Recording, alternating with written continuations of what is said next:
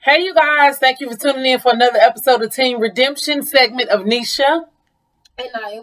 Okay. Today, we wanted to talk about teen suicide. But before we get to talk about that, make sure you like, comment, share, and subscribe. Don't forget that subscribe button. Hit the bell notifications so that way you'll get the notifications for all our videos. So today we want to talk about teen suicide. Teen suicide is common among a lot of teens in the U.S. and I don't think that subject gets talked about enough, far as with parents and with their child. So therefore, we're going to discuss teen suicide today. So hope you guys drop their comments and don't forget, talk things over with your kids too, because your kids can be going through things that you never know, and until you actually talk to them and embrace them, you'll never know what your child is going through. So how do you feel about teen suicide? Like you said, it's common in teenagers because, like, some teenagers feel like they can't come to their parent about certain stuff because they feel like their parents either going to give them the wrong solution to it, or they feel like their parent is going to be mad at them for like the mistakes that they made, so they just take an easy way out. Yep, that's a good thing because us as parents, sometimes we get to the point where we get so busy with life, we get so busy with things that's going on in the world that we don't see that our child is basically dying inside. And another thing is, I don't. Just as far as the parents not listening, I don't think the kids really come to the parents and talk to them either, because maybe you have I was a judgmental parent, true, false. True. I was a judgmental parent at one point in time, so my daughter didn't come to me and talk to me when she was suicidal. I had to find out she was suicidal through inboxes. But when I did find out she was suicidal, I came to her and we talked about it. And how did it make you feel, like, overall, to have a parent and your stepfather to be able to talk to about suicide? I really feel a lot better, but yeah, a lot better. I would say a lot. Okay. Do you think maybe sometimes not even just parents, do you think friends play a part in being suicidal? Not really saying that your friends made you feel suicidal, but do you feel like it was conversations that could have been more uplifting than far as all, like, sometimes when you're suicidal, like when I was suicidal when I was your age and stuff, not only did I have friends that were suicidal, but I also had people that was on my basketball team and stuff like that. They were suicidal, and it was like we could click more because we could, yeah, y'all, we had a lot of things in common. So therefore, instead of us really talking to our parents, we talked among each other, and it didn't make it any better because you got to have that one, either person or somebody in your circle that's gonna say, "Hell, wait a minute! Like y'all talking about some other stuff." You know what I'm saying? Like I didn't have that in my circle. Well, I really didn't have a circle, so I was suicidal, and it played a lot of part in the things that I was going through, far as previous relationships, abusive relationships. What do you think is the main cause of suicidal in teenage girls? Like, do you think like not fitting in, like? It would be not fitting in. Like, they could be trying to join this group that they don't really have a lot of stuff in common with. They just want to seem like this cool kid, but they're really not. And it could be stuff that's going on at home. It could be um It could be things that's going on in school. yeah. Cause I know a lot of times, when we in school and stuff like that, is the purpose of sometimes kids can be suicidal with not making a basketball team or not making a volleyball team. Sometimes kids can be suicidal because other kids in school are picking on them.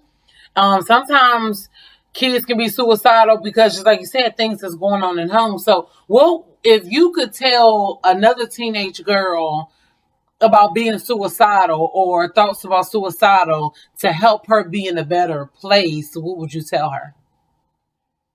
I would tell her to I mean, you can be yourself. Don't be what anybody else wants you to be, because at the end of the day, when that person is dead or gone that's trying to get you to be like them, you're just gonna be your. It's just gonna be you. It's not gonna be anybody else. So, um, you don't have to. Um, you don't have to like. You have to fake it. Like you don't True. You you don't have don't to fake it. That's not. I wasn't gonna say that, but I was like, pretend. pretend. You don't have to like be somebody that you're not, because all of this is gonna make it worse. And then, like sometimes when you lie to yourself, you make yourself believe that lie. So. Yep. And then on top of that, it's like another thing that can help with suicidal is if you can't reach out to your parents, you can reach out to other peers. Like maybe you can talk to someone from school. Maybe you can talk to somebody else in your family. Maybe you can reach out to somebody else's parent.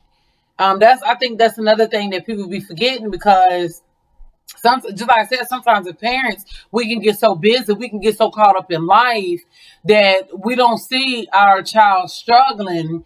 And we can be so judgmental that when we come to our kid and be like, hey, what's going on? Our child act like everything is okay, but it's really not, and as parents, we have to have the discernment to know when something is going on with our child. We have to have discernment to know when our child, because it's signs to kids hitting the depression stage. Like one sign can be their grades start to fail. One sign can be that they're in the room, like they don't want to come out, they don't want to interact with everybody else. Another sign can be yeah, barely eating. That can be a sign. Not really talking. If you notice any type of change in your child, then it could be signs of depression. It could be the signs of suicidal. It can be different signs that us as parents will, when we sit there and we be like, hey, are you okay? And the child be like, yeah, we okay. Sometimes it's in our intuition. We know things ain't right, but we don't try to, yeah, like try to nag, like, no, I know something wrong. This is that. We try to wait until the child come to us, and then sometimes it plays a part where it's too late.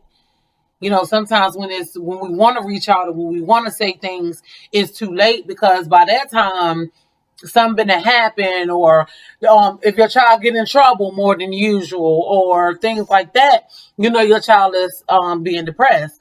And I think one of the key factors is basically looking for signs. That's the basic thing, because even if a person don't come out and tell you something, yeah, it's still in the signs. So therefore, I think that's a good spot. So, how did you overcome suicidal and being depressed? How did you overcome it as an individual?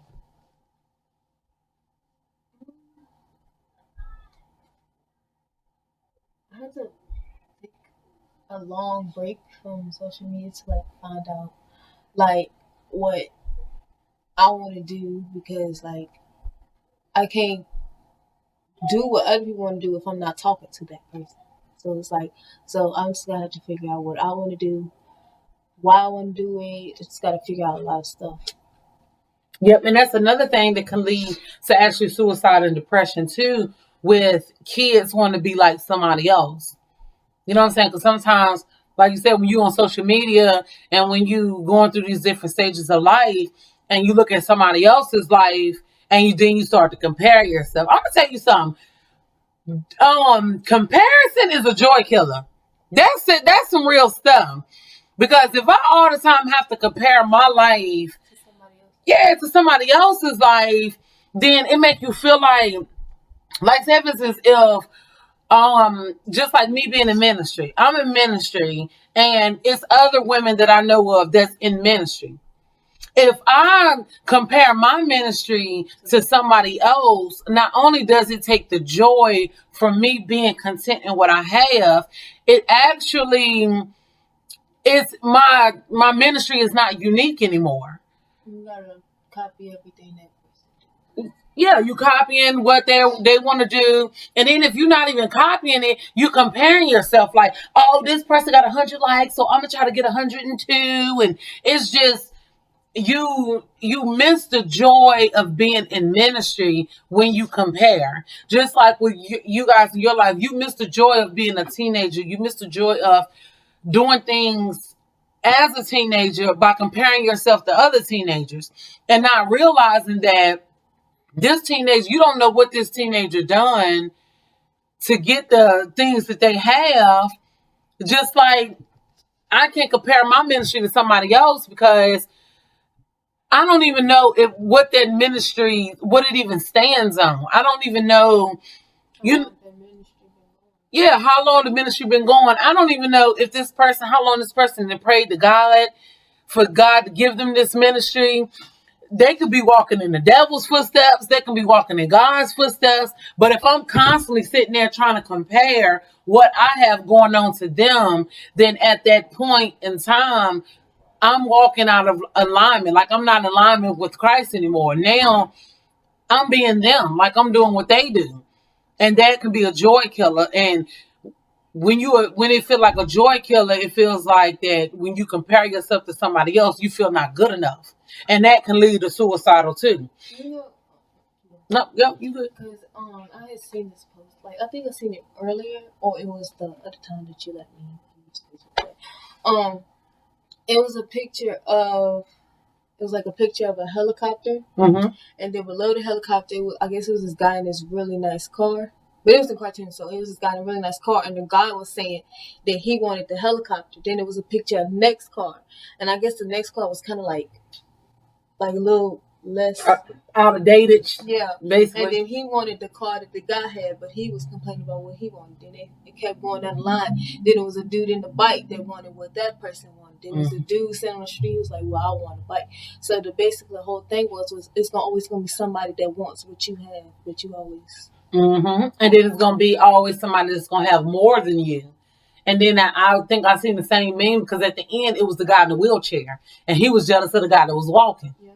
So it's like in every stage of life, we have to learn how to be content. See, when you learn how to be content with who you are, when you learn how to know that God made you fearfully and wonderfully made, when you know that God has his special alignment in order for you in life, when you know that God has a thing in life that's just for you, it's a calling that's just for you. When you realize that, you realize you don't have to compete with somebody else. When you realize that you have a good home, you have a good surrounding, just like they say the grass isn't greener on the other side, the grass is greener where you water it. So that means like if I'm sitting here and I'm in my house and I'm sitting here in my house and I'm complaining the whole time about having a bigger house, when I get in that bigger house, it might be more complications. It might be more this, more that. When I was more content in the house that I was at, if only I could learn to appreciate where I was at. And I think a lot of the reason why we go through competition and we go through jealousy and we go through comparison and we go through being depressed and stuff like that, it comes to a point when we're not satisfied with who we are because of the standards that other people have. Or it might just be something inside of us that's like, I'm insecure. So if you're insecure, you're never going to be satisfied with who you are, and it might lead to you being depressed. But the thing is, in a certain sense, it's okay to be depressed, but it's not okay to stay depressed. Like it's things in life that's going to have you depressed. But you have to understand that you don't stay in depression. You know what I'm saying? And my depression days, I haven't been depressed in a while. It's been a long time since I really actually fell into that depression side, because now that I'm learning that the things that God has for me is just for me. Why do I need to compare myself to what you have? Because the things that you have is just for you. You know, that's what God ordained just for you. And me being jealous of that is not helping build the kingdom of heaven at all. It's not helping because I would be so busy worrying about what this person doing, what this person ministry doing, and that leads to suicide. And that's the same thing within teens. A teenager can see somebody else with a nice pair of shoes and think to themselves, oh, well, I'm jealous of this person, or this person always got the newest stuff, but they don't realize that this person may have the newest shoes and the newest clothes, but their parents never home because their parents have to work to make sure they provide for that child to have those new clothes or new shoes. When you can be content and not having brand new clothes or brand new shoes, because that doesn't define who you are. That's why I love that India Ari song when she say, how she said, my mama said a lady ain't what she wears, but what she knows. You know what I'm saying? And a lot of times we sitting there looking on the outer appearance of somebody thinking, oh, well, I'm so jealous this person got it all together. But the inner side of them shows otherwise. So therefore we have to be content in who you are. You have to know that regardless of where life take you, you have no reason to be jealous over the next person. You know what I'm saying? You have no reason to compare yourself to the next person. So when suicide hitting teens, I think teenagers should get together and instead of embracing suicide, maybe they can come together and find out little strategies to help get out of suicideness. You know what I'm saying? Like little show, you can come up with a hashtag. You know how kids do. Hashtag ain't worried about nothing. Nah. you put like a little, right, Mina. You can put a hashtag over different things, and y'all can start like this little. You can have this little thing going to where you can either make like a Facebook page where you have a lot of teenage girls in there that's dealing with suicide, but is trying to look at the bright side of it. Like they're not sitting there trying to just dwell in the suicideness. Maybe you could come up with something where y'all can post like encouraging videos to each other, or maybe you can post like different memes to have somebody laughing or let them know like, hey, I'm here for y'all. Y'all can do a live chat through Zoom, and y'all can just talk about different things because suicide amongst teenagers is really high. It really is high. And I think if parents talk to your kids, because a lot of times kids can be going through stuff that they may not come out and tell us. We, as parents, we must stop being judgmental. We have to stop judging our kids because that's only going to push them further away than actually put them together. So, as we close, because we've been on here 17 minutes. Oh, yes. But, you feel me? No. It's funny because you scared me. No, I did. But, so I hope this video helped you guys. I hope you take some of the little nuggets that we said tonight and apply it to your life. Maybe you have a child that's suicidal, or maybe you're an adult that's very judgmental, and we have to realize being judgmental is not going to help our kids. It's only going to hurt our kids because they need somebody to talk to. Kids need somebody to talk to. Kids go through things just as much as adults go through things. We can't say, oh, you a child, you ain't got no worries. They have worries, they just have them on their level. Right. So I can't say just because you're not paying bills and stuff that you don't have any, you don't pay bills because you ain't got no worries in the world. You can just live for free, but that's not true because we've been teenagers at one point in time in life, and we know how it is to not try to fit in. We know how it is to now some parents may not know what it's like to be suicidal, but they know how it is, because some people just take a different approach to things. And as adults, we have to be able to be here for our kids, and as kids, y'all got to be able to come and talk to y'all parents. If we ask you, hey, what's going on? Tell us what's going on, because at the end of the day, if it's something that we can help, a good parent is going to help their child regardless of what they go through. And at one point in time, I was judgmental, and a lot of things You know, your problem, I'm pretty sure she was scared to come and talk to me about. You know, and I take that. You know, I can't sit there and say, oh, no, she wrong, this is that. But I didn't give up. You know what I'm saying? I worked on trying to be not judgmental. I worked on listening to her problems, and we can resolve the issue together. And now I haven't had too many suicide talk from you. So that's a good thing. Yep. It's a good thing. So, anyways, thank you for tuning in for another episode of Nisha. And Naya. And thank you for tuning in.